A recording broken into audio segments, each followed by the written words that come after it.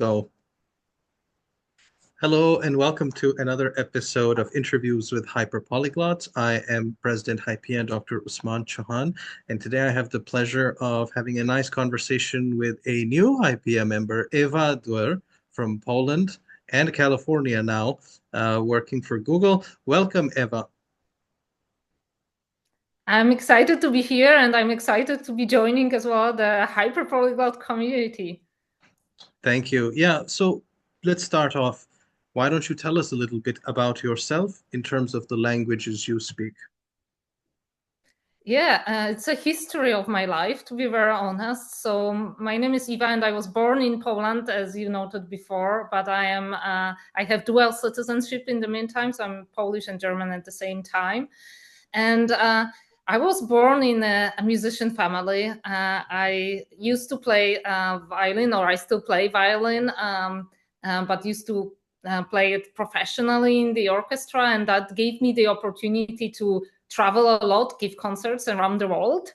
And that sparked my interest towards various languages and various cultures. En fait, mon premier voyage, c'était en France.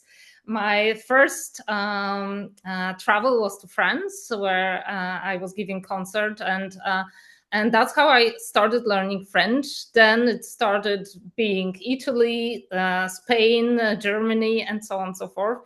I also got to know a lot of people, made a lot of friends or boyfriends at that time as well.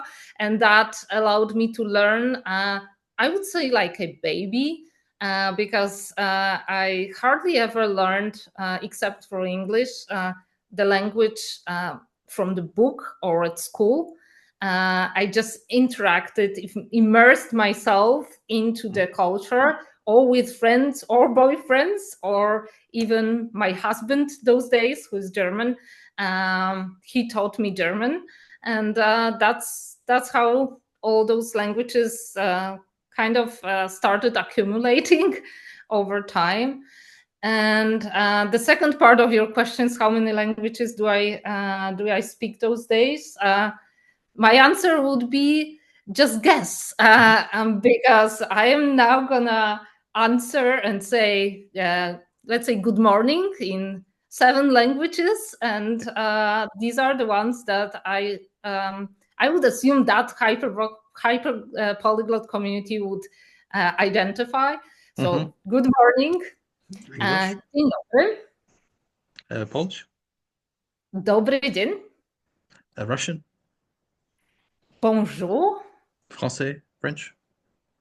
Buenos días. Espanol? Spanish? Buongiorno. Italian?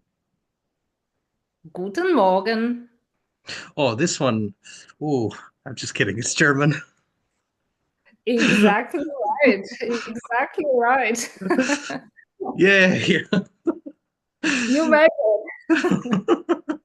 Excellent. 7 is a nice number. And as I understand, you're also dabbling a little bit now in Japanese. Tell me about this. Yes, that comes a little bit from the fact that I now work at Google in artificial intelligence technology, and I build products for companies for the global community. And I started traveling as well to Asia to use and deploy artificial intelligence technology, and that sparked my interest towards the Japanese culture. And and to build better products for that audience and that market, you truly need to understand the culture, and the first step to understand the culture is the language. So that sparked my interest into the Japanese. And in addition to that, I'm fascinated by the culture so far. So from what I've seen, it's very different from value perspective, from a social perspective. So there is a ton. I'm sure I will still learn from that country and that society, that I'm looking forward to immersing myself in the language and then in the culture going forward. Very cool. So there's like many interesting aspects to your personality, to your activities that I think are interesting. Violin is one, languages is two, the AI tech stuff is three. And then I got a surprise. You're also a helicopter pilot. You can pilot a helicopter, which is very hard. Can you tell us about this one? Yeah, so that stems actually probably from the brain of my father. My father was a physics teacher and mathematics teacher, and a lot into the engineering part, versus my mother was into music. So I have left and right brain, and Mm, my both personal and professional life always combines the two.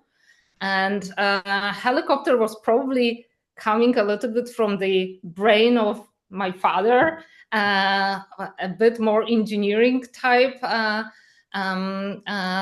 thinking. And I truly just went on a helicopter tour at some point of time and said, this is the thing I want to learn. wow. um, what I didn't realize was how hard it is, and what I was getting into. But maybe being naive is the beauty of trying to do stuff, right? And that's when I was doing that and started. Then there was no comeback, and just get through this, and succeeded eventually. Even though I have to admit, it was one of the hardest things I've ever done in life, Yeah. to become a pilot of the helicopter, and still learning a ton to do it. Very cool. Very cool. And on the violins, because you're into AI, I've been experimenting a lot with AI for music using Udio and Suno. And it's funny how far ahead, like in music, more than in writing or painting or video, movie, music is like really good at AI. Have you tried this, or do you have any opinion or comment about music and AI? Because it's like way out there, awesome now. Yeah, so in fact, I'm over my weekends as well experimenting a Mm, lot with AI and music. So there are simple things like what we call in AI a transfer learning, where you can actually take a piece of music and make it similar to Bach or Mozart or Rachmaninoff, right? And make it sound a la. You just train the model on the Rachmaninoff music or Bach music or Mozart music, and then you kind of generate the music. Those days, generative AI technology is so good at that, but yes. it's still a little bit of an imitation of the style of that composer. Hmm. On the other hand, now I'm experimenting in a little bit more advanced area, where I actually interact with the generative AI, and the music that is generated by AI, whereas I play violin, and the response of the AI is kind of, we give a concert together or a duo together. So this is something that I'm experimenting, how AI is Wow. actually um, interacting with my improvisation on the Mm, violin or mm. complementing me. So that's becoming a very interesting area as well for quite a creative type of people, that want to shape something new that hasn't existed before. I was even thinking composing an AI generated or co-composing with AI a musical, You should. where on Broadway or somewhere in London, right? Mm. And then that would be something, and something innovative, and look forward to that. Very cool. Um, Assume now that I am a techno fatalist, that I believe that AI is a very destructive thing for society. We don't have democratic oversight of these things. We simply aren't ready economically. Assume that this is what I'm saying. How would you persuade me, with all your experience and insights and a bird's eye view of this whole sphere, to persuade me as a techno-fatalist that things are not so bad and that there's a lot of promise in this. What would you say to me? So I would answer that question saying anything that we do in technology has both uh, huge opportunities, but as well risks. Think about invention of the car over 100 years ago, right? The technology made an impact on the whole society. Is it risk-free? No, there are still accidents, right? But Lots. we need to be able to deal with those issues, right? To minimize the risk of harm. The same is with AI, and AI is helping us in daily life, in communication, even simultaneous translation. People that don't have the privilege as we have to speak many different languages, they now have the opportunity to communicate because the simultaneous translation is helping them understand what the other person is saying. So AI is making huge impact and helping us become more efficient, better in everything we do. But at the same time, it is not risk-free. So we still, as human beings, need to think, right, and continue thinking. And we shouldn't have AI control us. We should be controlling the AI and make that technology serve ourselves rather than serving the technology. So in fact, within Google, I even oversee a lot of efforts on what we call responsible AI, which is ensuring and minimizing the risk of using that technology, and ensuring that this is used by companies and human beings for good cause and for good. Excellent. That's reassuring. Tell me a little bit more about what you do in cloud AI at Google. Not everybody knows what this is. People don't understand the B2B versus B2C, and people think of the cloud as that amorphous server identity sphere. What is cloud AI at Google more accurately? Yeah. So I work for Cloud Artificial Intelligence, which is an organization that products for companies, versus many people probably are familiar with Google, that are products that we use in a daily life for B2C, Hmm. like maps, right? Like search. You go on Google search and you search something. But both organizations are very rich and based on our Google-wide research technology, including in AI. And we build that into our products and then release them either to consumers or to companies to use. Okay, so that helps clarify this. Do you think that this is going to be as intense an area of like international competition as people make it, or do you think this is like hyped up and we'll come up with global solutions to regulating AI, to working together? Like, do you see it as an arms race, or do you like more and more warheads, or do you see it like we'll come to some equilibrium at some point, given your experience? Yeah. So our CEO typically says AI is too important not to be regulated. Hmm. So I think some level of regulation will be required, as we have the regulation as well for cars, right?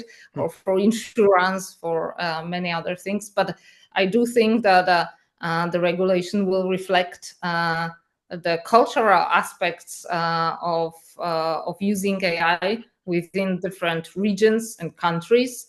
And I think to make it one regulation across the globe will be difficult, as it is difficult to have one language reflecting the cultural aspects of all the people in the world. That's true. Uh, People sometimes argue, why don't everyone speaks English, right? That would make the communication so much more efficient.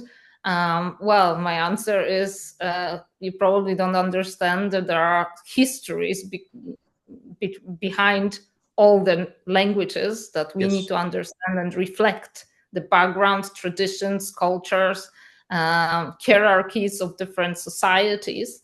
That's why it's very unlikely that we'll end up with one language in the world overall. That's a very nice parallel. Because of your musical endeavors, your education, and your work, you've got to travel a lot. And in your travels, has there been one place that you have really enjoyed and that you said, wow, I could really live here in the future? Is there one place you really like?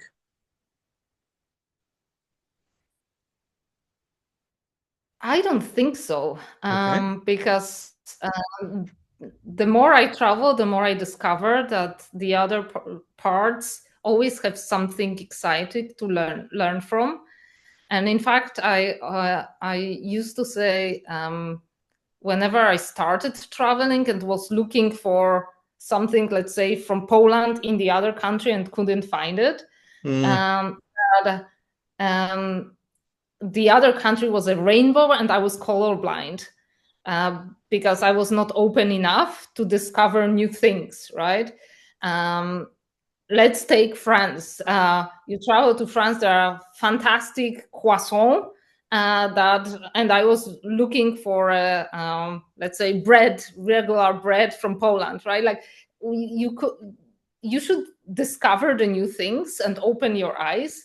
So um, over the past 20 years, I actually lived and worked in 6 continents and always found something exciting to learn, even though it wasn't exactly what I was experiencing in the previous country or region or continent I was living on. So my recommendation as well is to this community and to everyone that is listening to that video, as to open your eyes. You will learn not only about the new culture, but you will learn a lot about yourself and who you are and what the values you represent and who you want to become. And you will learn and tone and become more creative. So it's truly inspiring. this is very, very good advice. I'll give you a personal anecdote. When Asha came here the first time, she wanted to make pierogi for my mother, but we couldn't find the right filling, the cheese for the filling. It was very, very hard. So with the Eva mindset, it worked out. And actually, there's a farmer market here where you can get the cheese, by the way. With globalization, it's not that bad, but I didn't know where it was. So I agree with your mindset and I appreciate that.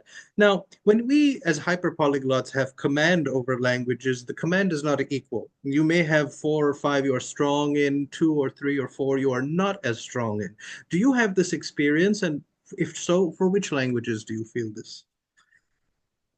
So I am very, very good in 5 languages simultaneously, and I can switch very easily. And the reasoning probably for that is because I lived and worked in those countries.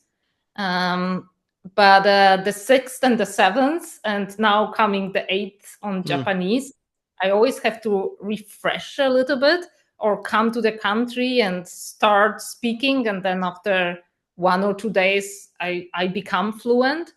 And probably the strongest for me are obviously Polish, English, and German, Spanish, because I worked in Spain and Latin America for a long time, and then Italian, French, and Russian. They always I have to get to the country, and then it immediately gets there.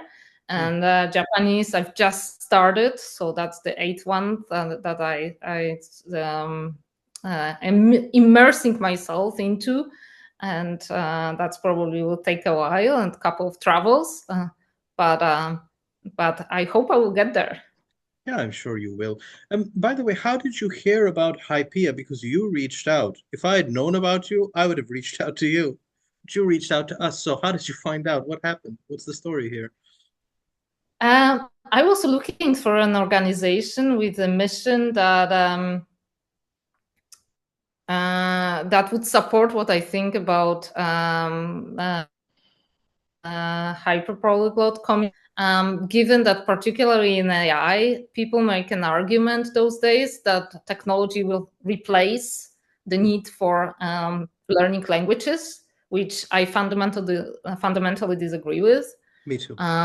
In technology, as we do simultaneous translation or OCR, optical character recognition, immediately you take a picture, you get everything translated, or you kind of can stream a video and everything is translated immediately into your language.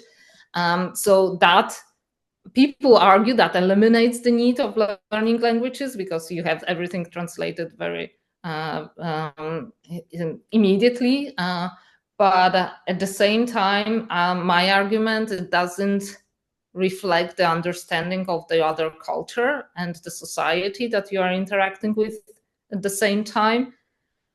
Hyperpolyglots are not translating machines. No. We develop with the language understanding, the understanding of the culture of the other society, of the traditions. We typically as well learn about their history because the language is a reflection of the history of that country or region. And I don't think that AI will replace the need for hyperpolyglot. I think it will actually foster that community because AI is an enabler for hyperpolyglots to learn the new language more efficiently. So that's the mission I have as a person that builds products for artificial intelligence. How can I help to ensure that our community of hyperpolyglots becomes even larger? So that's the mission I have. Yes, that's wonderful. On a personal note, so as you know, I have a strong connection, deep connection to Poland. Tell me more about your connection to Poland, as in which part of the country are you from? Where did you go to school there? At what age did you leave to start working abroad? What is your Polish segment of history? Yeah.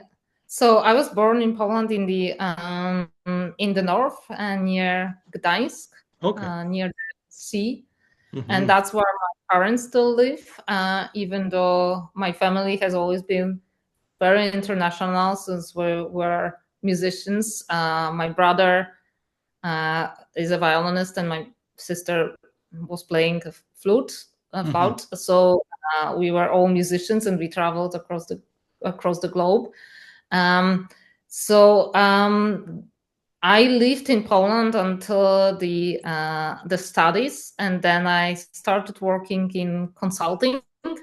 and that was the first time where I actually left Poland and for living rather than just traveling with the orchestra, giving concerts around the world.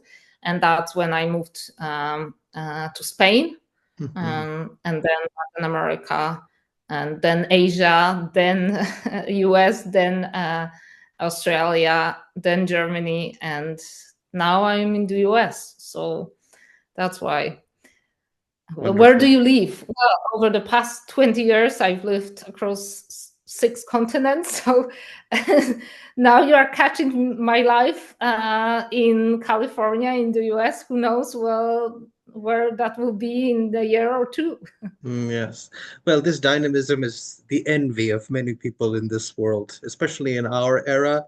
People can only dream of having such exploration while also being at the cutting edge, being at the forefront of a major conversation in human history. It's very cool. I believe that many people, not just from Hypia, are really going to enjoy this interview we are having. They have a lot to learn, and I think that your presence is very, very appreciated in Hypia.